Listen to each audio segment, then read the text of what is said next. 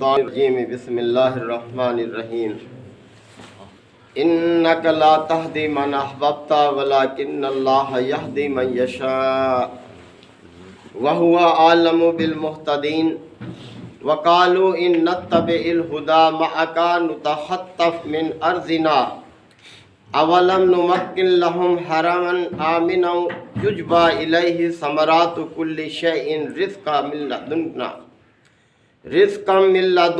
ولكن اکثرهم لا يعلمون وكم اهلكنا من قرية بطرت معيشتها فتلك مساكنهم لم تسكن من بعدهم الا قليلا وكنا نحن الوارثين وما كان ربك مهلك القرى حتى يبعث في امها رسولا يتلو عليهم آياتنا وما كنا مهلك القرى الا واهلها ظالمون وما اوتيتم من شيء فمتاع الحياة الدنيا وزينتها وما عند الله خير وابقى افلا تعقلون صدق اللہ مولانا العظیم۔ سورہ القصص کے یہ چھٹے رکوع کی اختتامی آیات ہیں۔ بات کی جا رہی ہے اہل مکہ کے رویے کے حوالے سے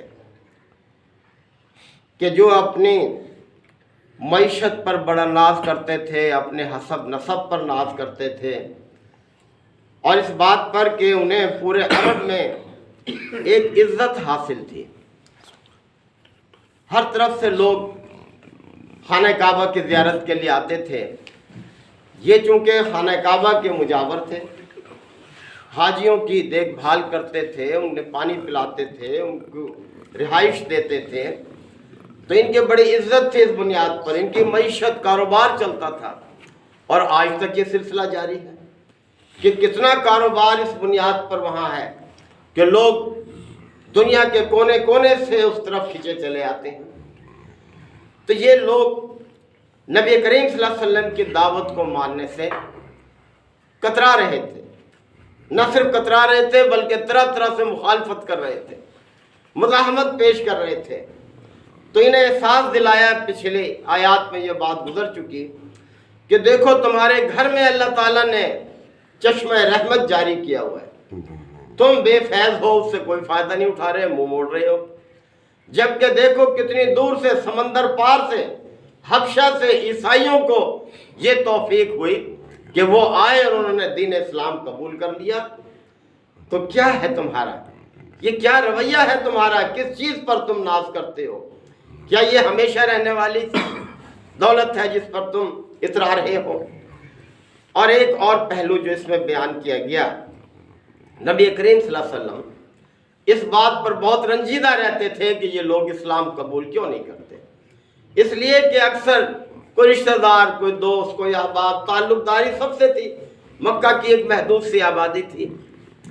اور خاص طور پر جو ذکر اس میں آیت میں آ رہا ہے وہ حضرت ابو طالب کے حوالے سے تھی کہ جنہوں نے بہت لمبے عرصے تک آپ کی سرپرستی کی ہے۔ نبی کریم صلی اللہ علیہ وسلم جب 8 سال کی عمر میں تھے تو آپ کے دادا رحلت فرما گئے، اور آپ کی سرپرستی آپ کے چچا ابو طالب نے کی، اور پھر ان کی جو وفات ہے ابو طالب کی، یہ 10 نبوی میں ہوئی ہے۔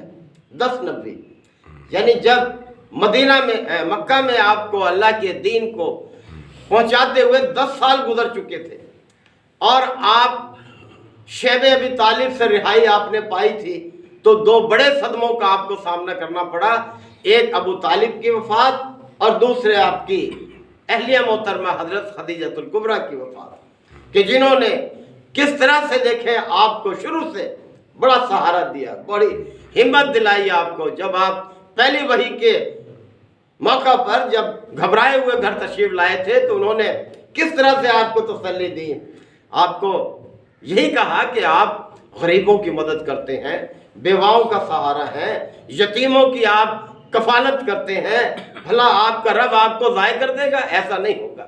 یعنی اس وقت آپ کو تسلی دی اور لے کر گئیں اپنے ایک عزیز کی طرف۔ تو یہ ہے کہ 2 بڑے سہارے تھے جو آپ کو سرپرستی دیے ہوئے تھے۔ بڑا مقام تھا حضرت خدیجہ کا، نہ صرف مکہ میں، پورے عرب میں، اس لیے کہ عرب کی ایک مالدار خاتون تھی، مال تجارت دور دور تک ان کا جاتا تھا. تو یہ دو بڑے آپ کو صدمے ہوئے. آپ کو اس چیز کی طرف بڑی خواہش تھی کہ ابو طالب کسی طرح سے ایمان لے آئے، اور آخری وقت جب کہ وہ اس دنیا سے رخصت ہو رہے تھے اس وقت بھی آپ نے کوشش کی کہ یہ اللہ کا کلمہ پڑھ لیں گے. لیکن بہرحال معاملات کی طرف ہم زیادہ تفصیل میں نہیں جاتے. یہ معاملہ پیغمبر کا اپنے رب کے ساتھ اور ان ہستی کا اپنے رب کے ساتھ ہے. ابو طالب کا اللہ تعالیٰ باختیار ہے، اس کی قدرت ہے، جو چاہے وہ کرے وہ. تو ان آیات میں اس کی طرف اشارہ بھی ہے. فرمایا کہ اِنَّكَ لَا تَهْدِي مَنْ أَحْبَبْتَ، اے نبی صلی اللہ علیہ وسلم آپ جسے چاہیں اسے ہدایت نہیں دے سکتے، آپ کا کام ہدایت دینا نہیں ہے. وَلَكِنَّ اللَّهَ يَهْدِي مَن يَشَاءُ، بلکہ اللہ جس کو چاہتا ہے ہدایت دیتا ہے. اور اللہ کی سنت یہ ہے کہ وَالَّذِينَ جَاهَدُوا فِينَا لَنَهْدِيَنَّهُمْ سُبُلَنَا، جو لوگ ہمارے راستے کی طرف آنے کی جد و جہد کریں گے، کوشش کریں گے، ہم ضرور انہیں اپنے راستے کی ہدایت دیں گے. یعنی ہدایت اللہ تعالیٰ اسے دیتا ہے جو ہدایت کا طلبگار ہوتا ہے. جس کے اندر ہدایت کی طلب موجود ہوتی ہے اللہ اس کو ہدایت دیتا ہے. جو ہدایت سے دور بھاگے، آنکھیں بند کر لے، تو پھر اس کے لیے کیا ہوگا؟ تو اس لیے فرمایا وَهُوَ عَالَمُ بِالْمُهْتَدِينَ، اور اللہ خوب جانتا ہے کہ کون ہدایت پانے والا ہے، کون ہدایت کا پیاسا ہے. اللہ سے بڑھ کر کون جانتا ہے. وَقَالُوا إِن نَتَّبِعْ، اب مکہ والوں کے اس کردار کی طرف توجہ دلائیے.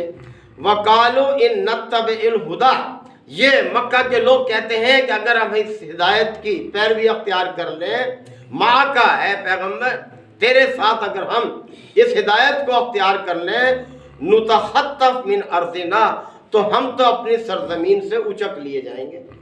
یعنی یہ سرزمین جہاں امن کی سرزمین ہے. اب دیکھیں اس کو امن کی سرزمین کس نے بنایا؟ مکہ کے ارد گرد سب ایسا ماحول تھا، قتل و غارت، لوٹ مار، ہر طرح کی بدامنی موجود تھی. اور مکہ کو اس دور میں وہ مقام حاصل تھا کہ جو اس میں آ جاتا امن پا جاتا تھا. حتیٰ کہ لوگ وہاں شکار نہیں کرتے تھے، اس علاقے میں درخت نہیں کاٹتے تھے، وہاں پر لڑائیاں نہیں کرتے تھے. مکہ کے اندر جو ہے یہ اس طرح سے اللہ تعالیٰ نے اس بد امنی کے ماحول میں اس کو امن کا ایک مرکز بنا رکھا تھا. تو یہ سب کچھ کہتے تھے کہ اگر ہم اس کو قبول کر لیں آپ کے ساتھ ہدایت کو، تو ہماری تو حیثیت ختم ہو جائے گی، پھر ہمیں کون پوجے گا، ہمارے کون عزت کرے گا ہماری. اللہ تعالیٰ نے فرمایا وَقَالُوا، یہ لوگ کہتے ہیں اِن نَتَّبِعِ الْهُدَى مَعَكَ، اگر ہم تیرے ساتھ اس ہدایت کی پیروی اختیار کر لیں، نُتَخَطَّفْ مِنْ أَرْضِنَا، تو ہم تو اس سرزمین سے اچک لیے جائیں گے، ہماری تو کوئی حیثیت باقی نہیں رہے گی. اَوَلَمْ نُمَكِّنْ لَهُمْ حَرَمًا آمِنًا، اللہ تعالیٰ نے فرمایا کیا ہم نے اس حرم کو امن والا جائے قیام نہیں بنایا تمہارے لیے؟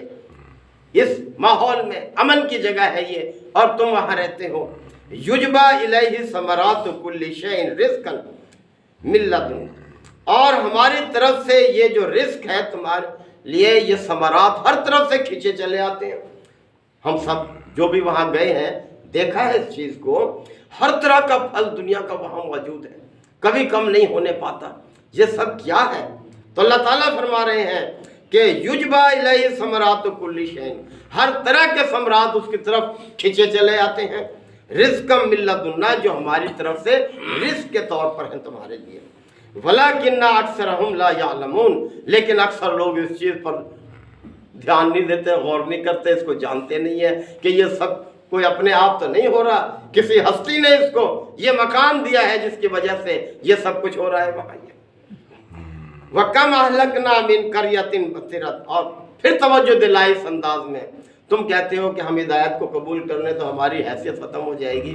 ذرا دیکھو صاحب کا قوم کتنی اعلیٰ معیشتوں کے مالک تھے وہ لوگ. یہ قوم عاد، قوم سمود، قوم لوط، اصحاب مدین، یہ سارے قوم نوح جس کا تذکرہ ابھی حافظ صاحب سورہ نوح کی آخری حصے کی تلاوت فرما رہے تھے کہ کس طرح سے دیکھے حجت تمام کی ہے اللہ تعالیٰ نے. ہر ایک کے پاس ہدایت بھیجی ہے، پیغمبر بھیجے، نصیحتیں کی گئی، ڈرایا گیا برے انجام سے، نعمتوں کی طرف توجہ دلائی. یعنی جتنے بھی ذرائع تھے तवज्जो दिलाने के, नसीहत करने के अल्लाह ताला ने सब अख्तियार किए, लेकिन जब उन्होंने हर धर्मी पर ही अपने आप को कायम रखा तो फिर अपने अंजाम को पहुंची वो कौम। अल्लाह ने तो जुल्म नहीं किया किसी पर, उन्होंने खुद अपने ऊपर जुल्म किया। तो फरमाया जा रहा है वकम अहलकना मिन करियतिन, कितनी ही बस्तियों को हमने हलाक किया, बतिरत मईशतहा, जो अपनी मईशत पर बड़ा नाज करते थे, बड़े इतराते थे कि हम बहुत मालो दौलत के मालिक हैं, ये सारी कौमें सवा है या दूसरे लोग थे, ये सब देखें कितनी मईशत अल्लाह ताला ने इनको अता की थी। फतिल का मसाकिनुहुम, अब देख लो उनके मसाकिन जाकर, फरमाया लम तुस्का मिन बादिहिम इल्ला कलील, उनके बाद कम ही लोग उनमें आबाद हुए हैं। आज उनके खंडर बाकी हैं, कौम आद के, कौम समूद के, कौम लूत के, यानी किस तरह से वो अपनी मईशत पर इतराते थे। लेकिन उसके बाद क्या हुआ, अब उन मसाकिन में उनके बाद कौन आबाद हुआ, फिर अब भी वीरान पड़े हैं। वकुन्ना नहनुल वारिसीन, और हम ही उसके वारिस हुए, और हकीकी वारिस तो अल्लाह ही हर चीज़ का, अल्लाह का सिफाती नाम भी है एक वारिस जो है। यानी जब सब कुछ ख़त्म हो जाएगा, सब इंसान, तो फिर कौन वारिस होगा सारी कायनात का, अल्लाह अब भी है, जब भी होगा। वमा कान रब्बुका मुहलिकल कुरा, और तुम्हारा रब ऐसा नहीं कि किसी बस्ती को हलाक कर दे, हत्ता यबअसा फी उम्मिहा रसूला, जब तक कि उसके अंदर, उसके मरकज़ में कोई रसूल ना भेजे। यानी अल्लाह पहले हुज्जत तमाम करता है, पैगंबर भेजता है, हिदायत भेजता है, बार बार नसीहत की जाती है, डराया जाता है, और फिर जब वो अपने आप को अजाब का मुस्तहिक साबित करती है तो फिर अजाब आता है। अभी तिलावत हो रही थी इस दूसरी रकत में कि जब कौम नूह ने कितनी हुज्जत तमाम की इस पर, 950 साल कम होते हैं नसीहत करने के लिए, और कितने लोग मुसलमान हुए, एक कश्ती के सवार इतने लोग मुसलमान हुए। तो अल्लाह ताला फरमा रहे हैं कि तुम्हारा रब ऐसा नहीं था कि किसी बस्ती को, वमा काना रब्बुका मुहलिकल कुरा, तुम्हारा रब ऐसा हरगिज ना था कि किसी बस्ती को हलाक कर देता, हत्ता यबअसा फी उम्मिहा रसूला, जब तक कि उसके मरकज़ में कोई रसूल ना भेज देता। यतलू अलैहिम आयातिना, और वो उन्हें हमारी आयतें पढ़ पढ़ कर सुनाता। यानी रसूल ने खूब हक अदा किया, हर रसूल ने अपने कौम के लिए।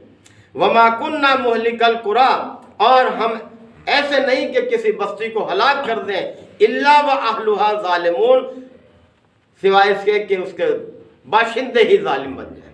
तो जब बाशिंदे जुल्म पर उतर आए तो फिर अल्लाह ताला उस बस्ती को हलाक करता है। वमा ऊतीतुम मिन शैइन, अब देखें, अब तवज्जो दिलाइए हम सबको इस चीज़ पर। वो फरमाया वमा ऊतीतुम मिन शैइन, तुम्हें जो कुछ भी दिया गया है इस दुनिया के अंदर, फरमाया फमताउल हयातिद दुनिया व ज़ीनतुहा, ये इस दुनिया की चंद रोज़ा ज़िंदगी का सामान है और इसकी जीनत है, बका इसको हासिल नहीं है। कितनी देर तक है, एक लम्हे का नहीं पता, फिर दूसरे मालिक, उसके बाद फिर तीसरे, फिर चौथे, इस तरह से कौन अपने साथ क्या कुछ लेकर गया। तो इसलिए फरमाया वमा ऊतीतुम मिन शैइन, तुम्हें जो कुछ भी यहाँ इस दुनिया में दिया गया है, फमताउल हयातिद दुनिया व ज़ीनतुहा, वो इस दुनिया की चंद रोज़ा ज़िंदगी का सामान और जीनत है।